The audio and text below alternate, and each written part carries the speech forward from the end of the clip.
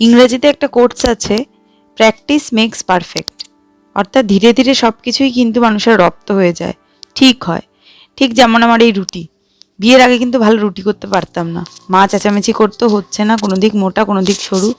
তো বিয়ের পরে এই 16 বছরে আমি কিন্তু সুন্দর রুটি করতে শিখে গিয়েছি। তো করতে করতে সব কিছুই ঠিকঠাক হয়। আর এই যে সকালের জলখাবারের রুটি বেগুন ভাজা, ওর বাবাকেও টিফিনে দিয়ে দেবো, আর সাথে দেবো ডিম সেদ্ধ। তো মোটামুটি কাজকর্ম হয়ে গিয়েছে, ওর বাবাকে এবার খেতে দেবো, সে জিম থেকে চলে এসেছে। আর এগুলো মেয়েকে তুলতে গিয়ে বাজার থেকে নিয়ে এসেছি, কিছু দরকারি জিনিসপত্র। আর সকালবেলা মেয়েকে তুলতে পাউরুটিগুলো নিয়ে এসেছি, চা দিয়ে খেতে ভারী ভালো লাগে।